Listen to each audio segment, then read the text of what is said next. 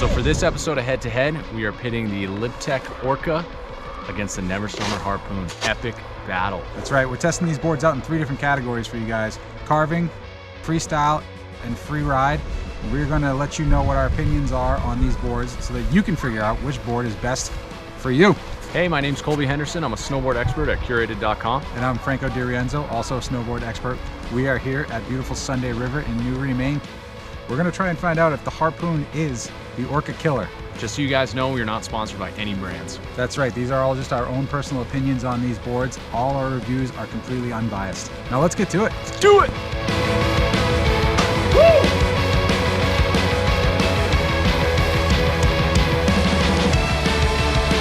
The Lib Tech Orca is a directional all-mountain freeride board that's designed to be ridden shorter than your normal snowboard. It features Mervin's C2X profile, which is rocker between your feet and then camber zones under each foot. And it also has Mervin's magnet traction edges, which is like a serrated edge that gives you extra edge hold on ice. The Never Summer Harpoon is their directional all-mountain freeride board. It features their Fusion rocker camber profile with a transition area in the nose, camber zones under each foot with a rocker zone in between the feet, and their Vario power grip side cut for extra edge hold on ice.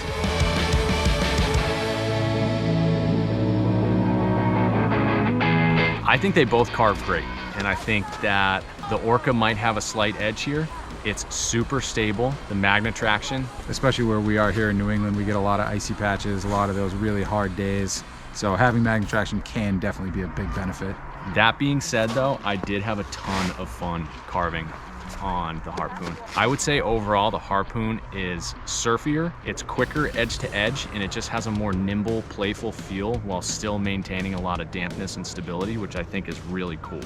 I found the Orca to be just a little bit more stable, a little bit more locked into the turn. And that's probably partly due to the magnet traction, but once you get it on edge, no matter what's in your path, the magnet traction is going to hold, and the board itself, with the HP construction this year, just plows through everything. The Harpoon will get through it too, and it's super damp. It just feels more of a nimble type board, whereas the Orca feels more of like a power board that's just going to push through. The Orca is just more powerful. I think both good carvers. My pick is the Orca. Yeah, I'm going to agree with Colby here. My pick is also the Orca for carving.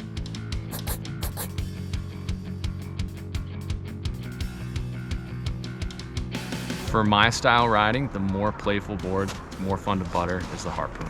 If you want a board you can just go dink around on, butter around on, pop off side hits, spin, it's super short. I had a blast on the Harpoon. For a freeride board, this thing does really well for doing freestyle kind of stuff. I mean, kind of like we talked about the dampness, I kind of sat back on that tail and just kind of rode a tail butter through a whole bunch of chunder and pow and all kinds of different conditions, and it was like it wasn't even there. It just plowed right through it. I gotta say, actually, to me, the Orca was the better switch rider on a regular groomer or a run out, just probably because of the magnet traction, and the arc of the turn was a little bit more predictable, but it was a little bit easier to ride, a little bit more predictable. The Harpoon was a little bit more unstable riding switch. If you're sanding a lot of cliffs, kind of backcountry freestyle, drops, jumps, I think the Orca is going to have better landing gear. The Harpoon will have your back, but I just feel like the Orca is going to be the more solid board to land on.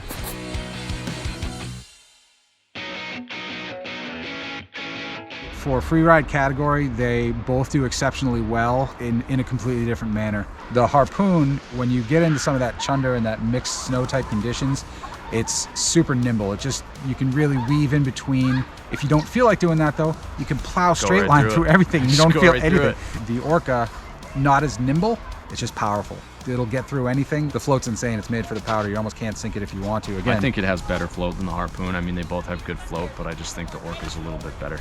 The Orca, it's a little bit more work to ride. I think with the HP construction, it's stiffened up the torsional flex a little bit, and it just takes a little bit more effort to drive the board this year. Speaking to that, like, I wouldn't have any hesitations putting even like a more advanced beginner or some more aggressive beginner on the Harpoon. I would be very reticent to put someone like that on the Orca. It's not the right board for them, whereas this board, they can control it still and have fun with it now and grow into it. Even though this is more stable, kind of like more for hard charging riders, my overall pick for freeride was a Harpoon, and that's because I had more fun on it. I gotta go Orca. I like having that solid tail. It gives me a little bit more confidence when I'm getting into some sketchier situations.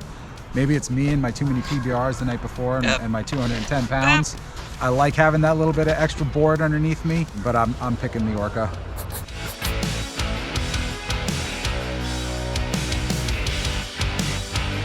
All right, we're just gonna do this. Because Oh. I already know what Franco's picking.